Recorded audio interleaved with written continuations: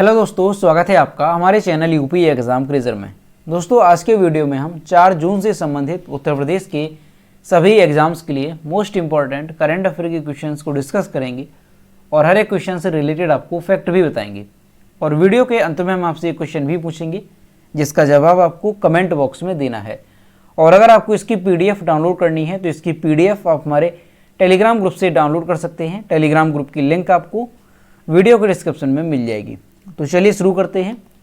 दोस्तों, video start करने से पहले उत्तर प्रदेश से संबंधित कुछ इंपॉर्टेंट क्वेश्चंस को रिवाइज करेंगे।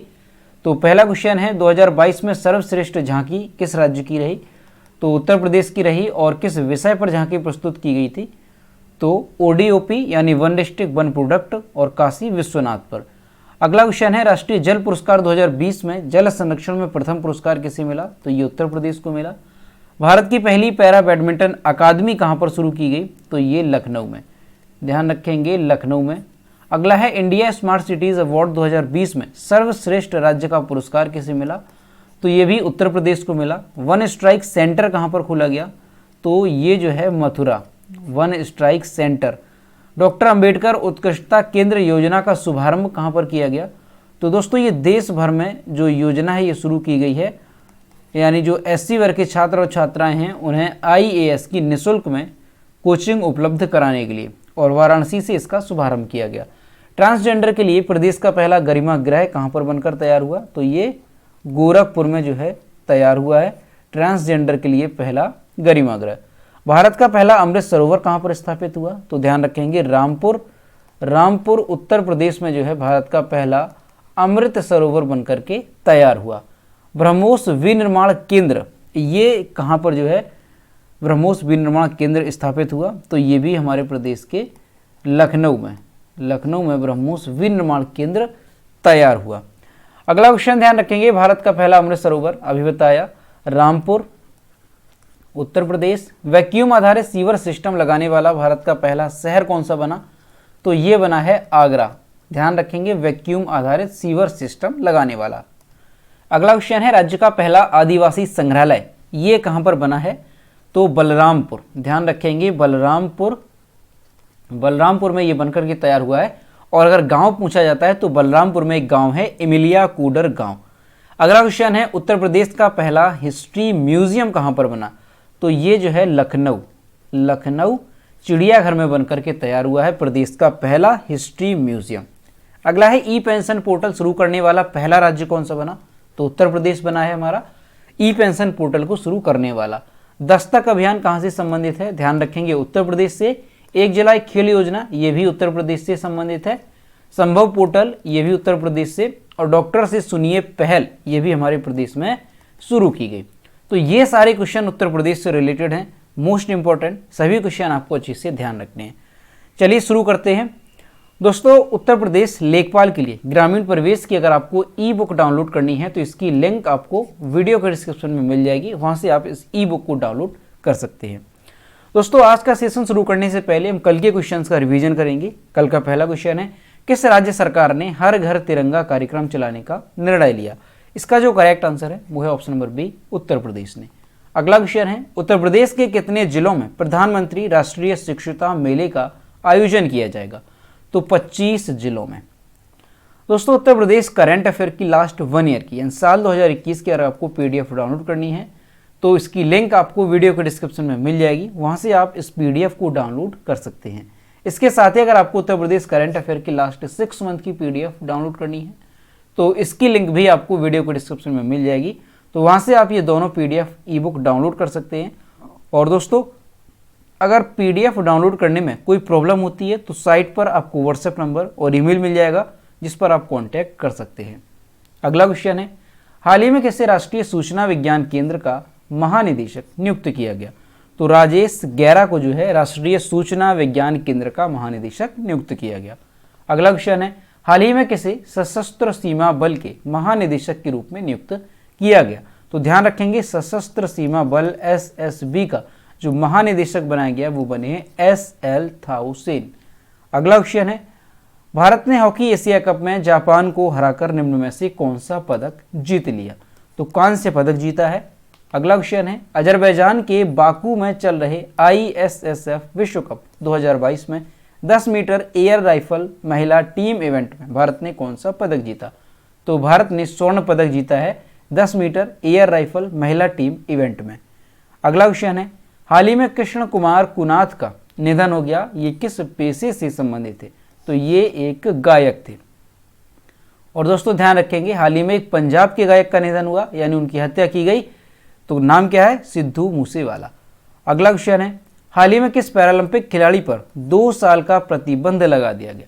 तो जो विनोद कुमार हैं, ये पैरालंपिक खिलाड़ी हैं, इन पर 2 साल का प्रतिबंध लगा दिया गया।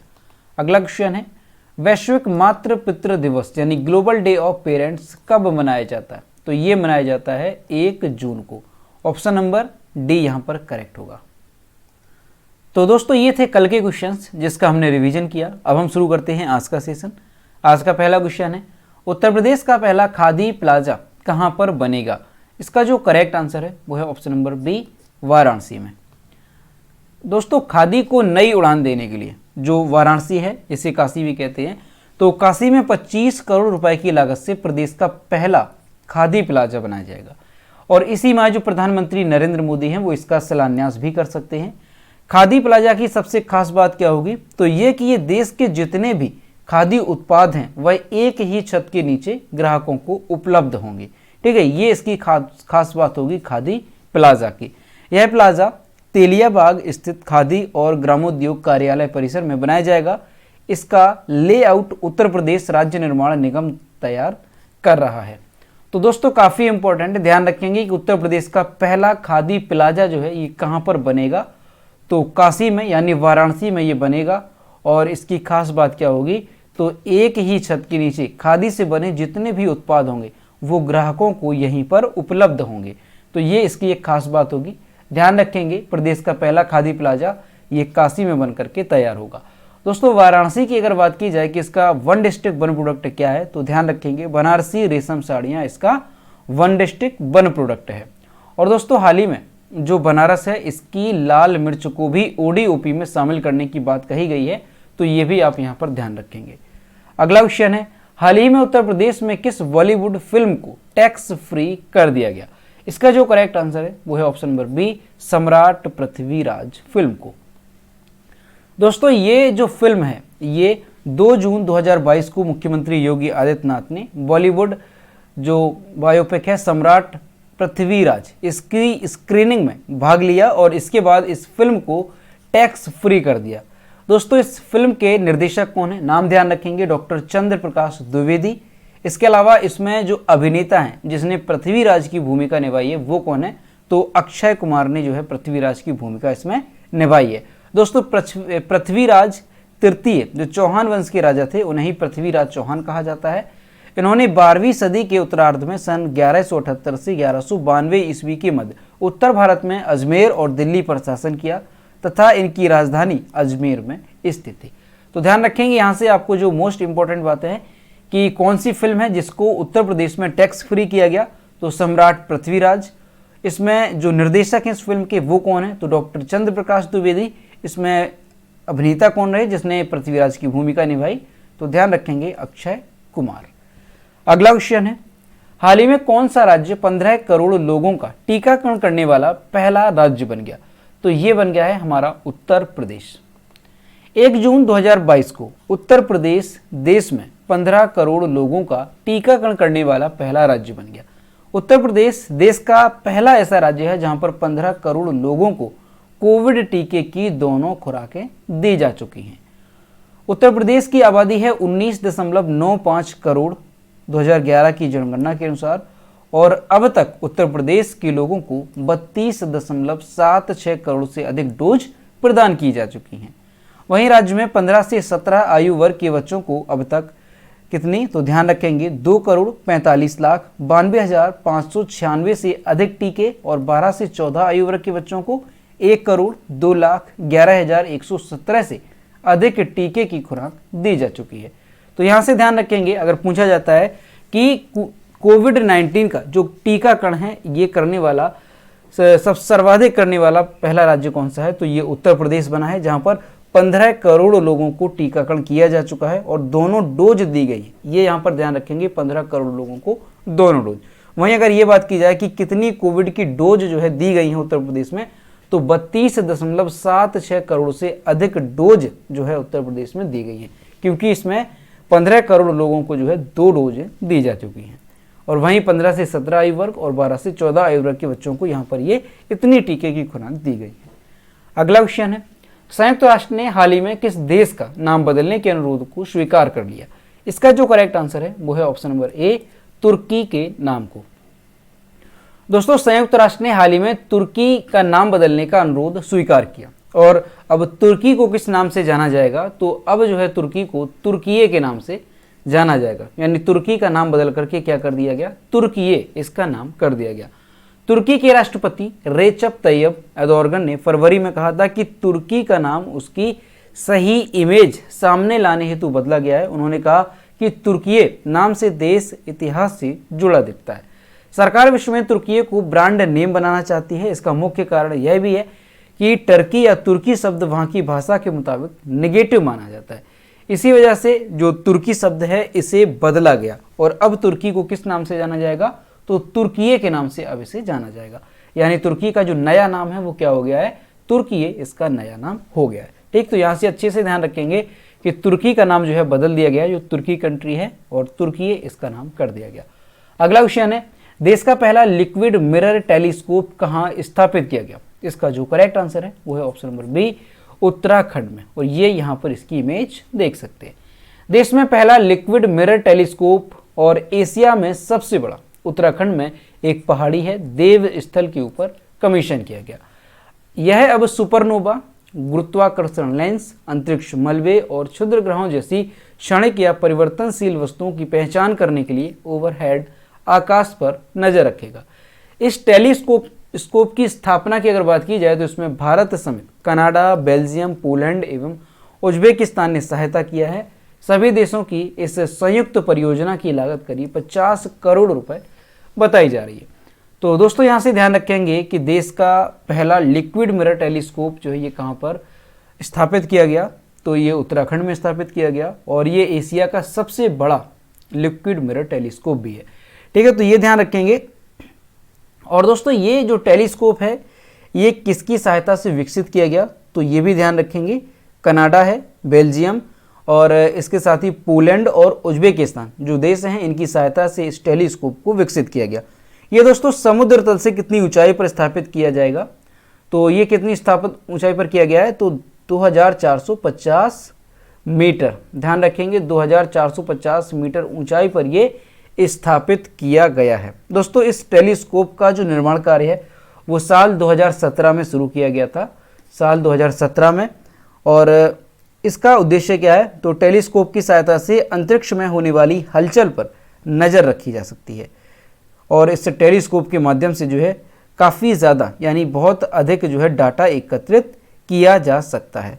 तो ये यहाँ पर आप समझ सकते हैं कि जो देश का पहला लिक्विड मिरर टेलीस्कोप है ये कहाँ पर स्थापित हुआ? तो उत्तराखंड में एक पहाड़ी है देव स्थल, इसके ऊपर इसे कमीशन किया गया। अगला क्वेश्चन है, हाल ही में किसे पुनः यूनिसेफ के सद्भावना राजदूत के रूप में चुना गया? इसका जो करेक्ट आंसर है वो है option number B, Sachin Tendulkar को। दोस्तों, सचिन तेंदुलकर को जो है संयुक्त राष्ट्र बाल कोष यानी यूनिसेफ के सद्भावना राजदूत के रूप में 20वें वर्ष के लिए बच्चों के कल्याण के काम करने के लिए चुना गया। ठीक है, तो ये ध्यान रखेंगे, जो सचिन तेंदुलकर हैं इन्हें लगातार 20वें वर्ष जो यूनिसेफ है उसमें सद्भावना राजदूत के रूप में चुना गया है। प्रतिष्ठित क्रिकेटर लंबे समय से विभिन्न कारणों से यूनिसेफ से जुड़े हुए हैं। यूनिसेफ के साथ अपनी लगभग 2 दशक लंबी साझेदारी में वह विशेष रूप से वंचित बच्चों के बेहतर भविष्य प्रदान करने के उद्देश्य से विभिन्न अभियानों को आगे बढ़ाने में महत्वपूर्ण रहे हैं। 2003 में इन्हें जो है यूनिसेफ में सद्भावना राजदूत के रूप में चुना गया था और किस उद्देश्य से? तो जागरूकता पैदा करने और भारत में पोलियो की रोकथाम को बढ़ावा देने में नेतृत्व करने के लिए इन्हें जो है चुना गया था 2003 में। और तब से लेकर के ये लगातार यूनिसेफ में सद्भावना राजदूत के रूप में नियुक्त हैं। तो ध्यान रखेंगे, काफ़ी इंपॉर्टेंट है। अगर पूछा जाता है कि संयुक्त राष्ट्र बाल कोष में सद्भावना राजदूत के रूप में जो है किसे नियुक्त किया गया, तो फिर से सचिन तेंदुलकर को नियुक्त कर दिया गया और इस बार इन्हें 20वें साल यानी लगातार 20वें साल जो है इन्हें यूनिसेफ का सद्भावना राजदूत नियुक्त किया गया। अब दोस्तों अगर बात की जाए यूनिसेफ की, तो दोस्तों यूनिसेफ का हेडक्वार्टर कहां पर है, ध्यान रखेंगे न्यूयॉर्क, संयुक्त राज्य अमेरिका में। यूनिसेफ की स्थापना कब हुई, तो 11 दिसंबर 1946 को, ठीक है, ध्यान रखेंगे यूनिसेफ की जो है स्थापना कब हुई है, तो 11 दिसंबर 1946 को यूनिसेफ की स्थापना हुई है। और यूनिसेफ की जो प्रमुख हैं वो कौन है, तो कैथरीन एम रसेल, ये यूनिसेफ की प्रमुख है। कई बार दोस्तों यहां से क्वेश्चन पूछे जाते हैं हेडक्वार्टर और प्रमुख, ठीक, तो दोनों बातें ध्यान रखेंगे, न्यूयॉर्क में हेडक्वार्टर है और कैथरीन एम रसेल ये इसकी प्रमुख है।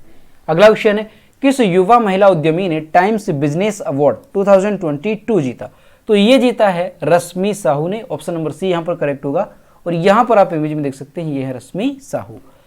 पूर्वी भारत के अग्रणी खाद्य ब्रांड रुचि फूड लाइन और ओडिशा की नंबर 1 मसाला कंपनी की निदेशक रश्मि साहू ने टाइम्स बिजनेस अवार्ड 2022 जीता है। उन्हें यह पुरस्कार प्रसिद्ध बॉलीवुड अभिनेता और सामाजिक कार्यकर्ता सोनू सूद ने दिया। यह पुरस्कार पूर्वी भारत के अग्रणी रेडी टू ईट ब्रांड की श्रेणी में दिया गया।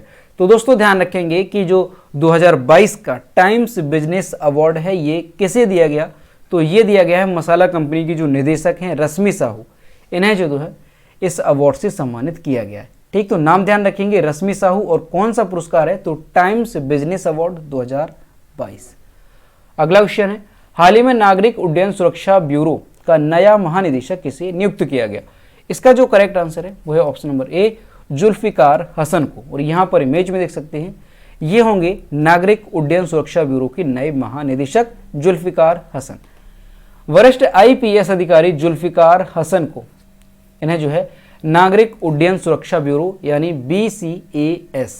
बीसीएएस का फुल फॉर्म क्या होगा, तो ध्यान रखेंगे bureau of civil aviation security, BCAS का फुल फॉर्म है। तो नागरिक उड्डयन सुरक्षा ब्यूरो का नया महानिदेशक नियुक्त किया गया।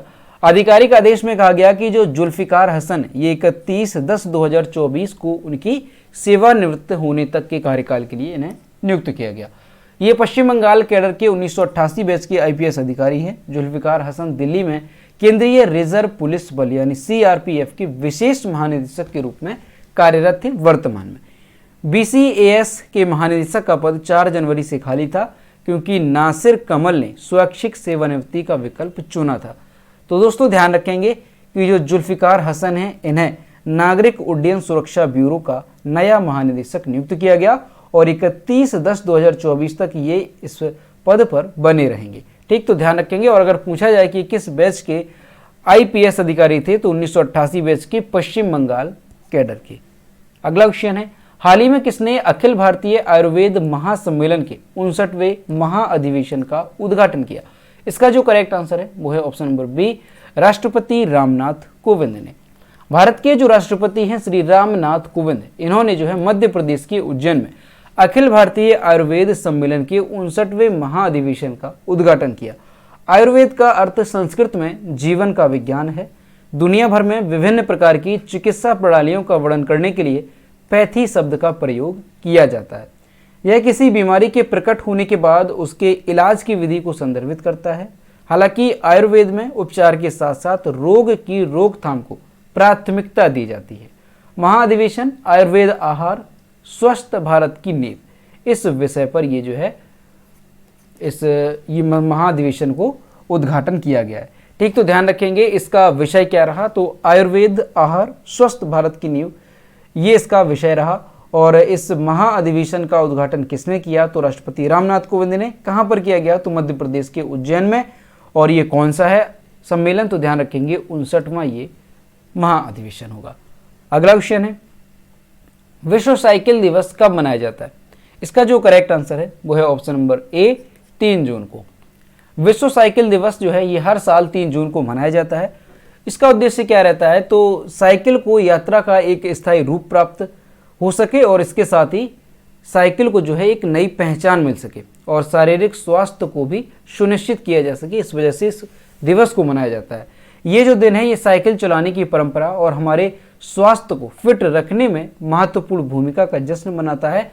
साइकिल चलाना एक बहुआयामी व्यायाम है जिससे कई स्वास्थ्य लाभ होते हैं। तो ध्यान रखेंगे कि हर साल विश्व साइकिल दिवस कब मनाया जाता है, तो 3 जून को ये मनाया जाता है। और दोस्तों इसे पहली बार जो है कब इसे मनाया गया था, तो ध्यान रखेंगे 3 जून 2018 को जो है पहली बार इसे मनाया गया था। ठीक, तो अच्छे से ध्यान रखेंगे 3 जून को विश्व साइकिल दिवस के रूप में मनाया जाता है। तो दोस्तों ये थे 4 जून से संबंधित उत्तर प्रदेश के सभी एग्जाम्स के लिए मोस्ट इंपॉर्टेंट करंट अफेयर के क्वेश्चन जो कि हमने डिस्कस किए। अब हम देखते हैं कल के वीडियो का क्वेश्चन जो हमने आपसे पूछा था। तो ये है कल के वीडियो का क्वेश्चन, ड्रोन द्वारा इंडिया पोस्ट मेल डिलीवर करने वाला पहला राज्य कौन सा बना? तो ये बना है गुजरात। ऑप्शन नंबर ए यहाँ पर करेक्ट था और लगभग सभी स्टूडेंट्स ने इसके सही जवाब किए। और मैं आपसे हर रोज कहता हूँ कि जो भी क्वेश्चन आपसे पूछा जाए तो सभी लोग क्वेश्चन का आंसर जरूर किया करो। तो ये है आज का क्वेश्चन, हाल ही में किस देश ने दुनिया का सबसे तेज सुपर कंप्यूटर बनाया? इसका जो भी करेक्ट आंसर है वो आपको कमेंट बॉक्स में बताना है। तो दोस्तों अगर आपको आज का वीडियो पसंद आया हो तो वीडियो को लाइक करें, अपने दोस्तों के साथ शेयर करें और अगर अभी तक हमारे चैनल पर नए हैं तो चैनल को सब्सक्राइब करना ना भूलें। साथ ही बेल आइकन को भी प्रेस करें ताकि टाइम टू टाइम नोटिफिकेशन आप तक पहुंचता रहे। तो मिलते हैं नेक्स्ट वीडियो में। Thank you.